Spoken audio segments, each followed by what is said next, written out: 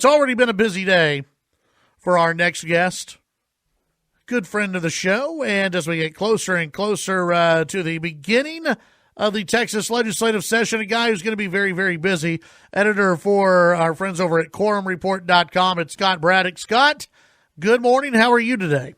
I'm doing well, Chad. I'm going through numbers here that were just sent over by the Comptroller's office, and a much rosier revenue estimate than anybody expected, I think. I mean, both conservatives and liberals were saying that we're going to be facing huge cuts to the Texas budgets, and we might need to find new revenue sources. You remember all the talk about whether there would be illegal casinos and legal pot in Texas. I think if they're leaning on the revenue argument for that, any real talk about those sort of things, that's pretty much all over with, I would think. Looking at this, it's pretty interesting. Remember, in the middle of last year, in the summertime, the Comptroller, Glenn Hager, had said that we would face about a $4.6 billion budget shortfall as of this month, as of right now. Yeah. And just this morning, he laid out the revenue estimate for the legislature, which is basically that's the primary thing that the Comptroller does. The day before the legislature opens, of course, that's tomorrow when they will gavel in, and we'll talk about that in a little bit. But the day before that, he tells them how much money they have to spend. How much money's in the bank, either a plus sign or a minus sign in front of that number. And it looks like they're going to have a plus sign in front of it. That $4.6 billion shortfall that he had expected in the middle of the summer just didn't happen. He said to lawmakers and everybody just now that it looks like a $1 billion shortfall to end this two-year budget cycle. And then going into the next biennium, 22 and 23, they will actually maybe have a surplus there because he says they're only slightly down from where they were going to be in 2019 when they first started the legislative session 2 years ago. And so I don't know that they're going to have to do a bunch of slashing and burning in the budget like some people had expected.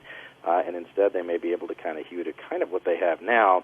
You might have seen that Hager had an opinion piece in the Dallas Morning News today ahead of laying out his revenue estimate, and in that opinion piece he had said that, look, even though there are going to have to be some tough decisions for sure, in a lot of ways this legislative session is going to be a triage session. The presumptive speaker, Dade Phelan, has said that COVID-19 is basically going to color everything they do and every decision they make because of the economic impacts and the healthcare ramifications and all of that.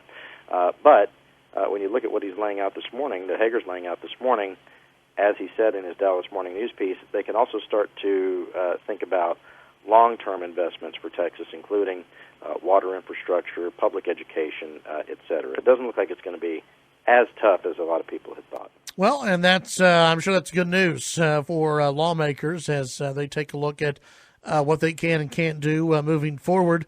So how is this going to work, Scott, when we're gavelled in tomorrow? It's going to be a legislative session like no other, at least at first. The first day of the legislature is usually kind of like the first day of school, where all the families come in and you take the kids to class and go be there with them and all that sort of stuff.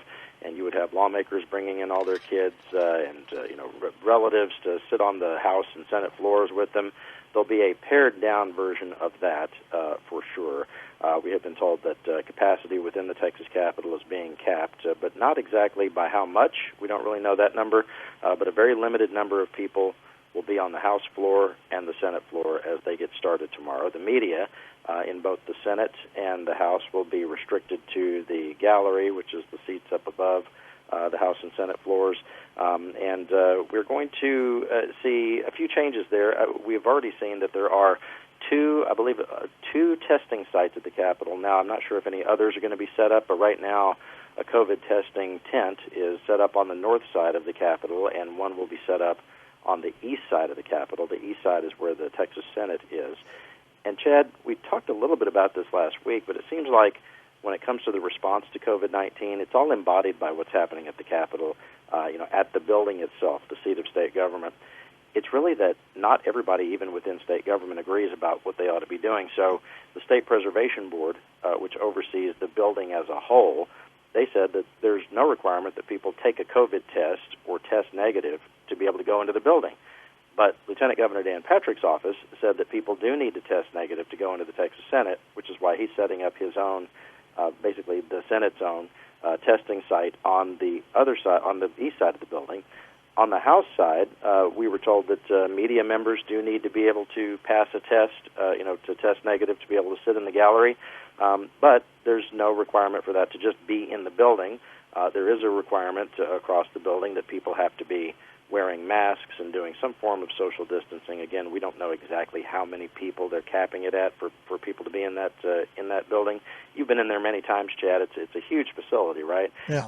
And the fact is that if you add up all of the members of the House, 150 members, and the 31 members of the Texas Senate, the lieutenant governor, all the staff for all of those people I just mentioned, and everybody from the people who clean the building up at night and the troopers who keep everybody safe during the day and in the evening, if you add up all those people who actually work there, you're talking about 1,000 people, something like that. The building will hold about 6,000 somewhat comfortably. That's without people just, literally standing on each other's shoulders, but that's with no social distancing. So with social distancing, I don't know, maybe 2,000 or 3,000 can get in there. Not exactly sure of that number. And I think this is going to be an evolving thing as we go through all this, Chad. I mean, they're trying to distribute the vaccine now. We have these larger hubs for vaccine distribution that are being set up around the state, I believe, this week.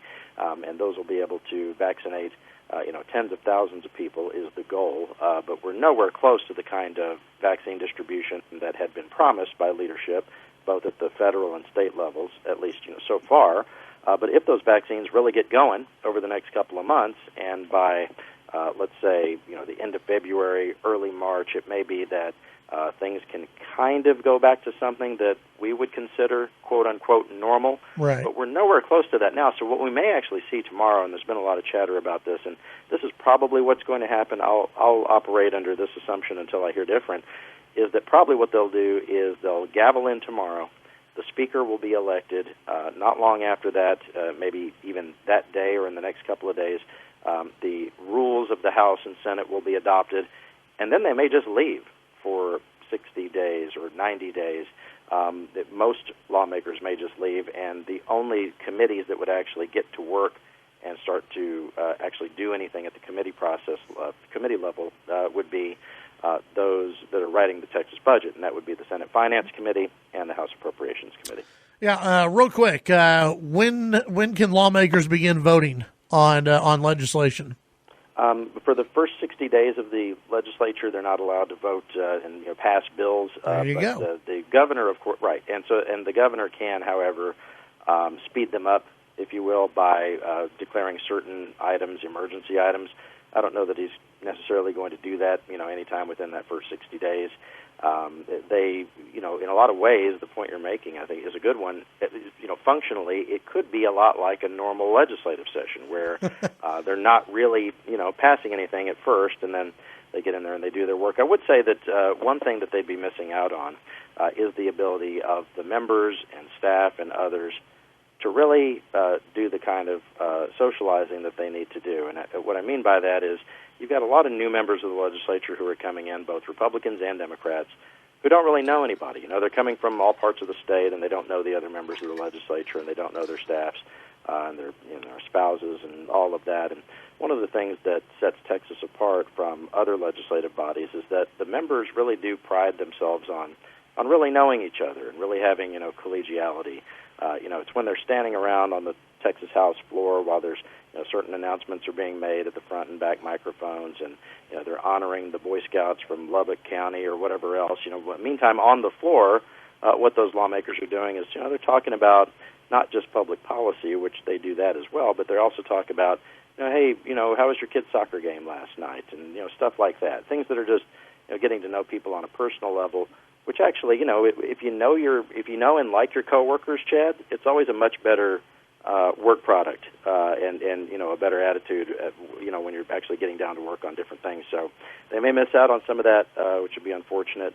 But from a just a functional standpoint, it may be that they're able to do their work at about a normal clip. Although we have heard from top to bottom, from up in the what's going on with the lieutenant governor's office all the way down to the lowest level staffers, most people believe that there will be much less legislation passed. Far fewer bills in this legislative session.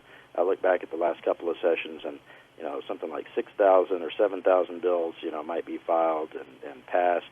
But you might have something more like 500 or 600 bills passed this time around, because there may be a lot less opportunity for committees to do their work and for members of the legislature to vote on things on the floor of the House and Senate. All right, Scott, tell folks what y'all are working on over at Quorum Report.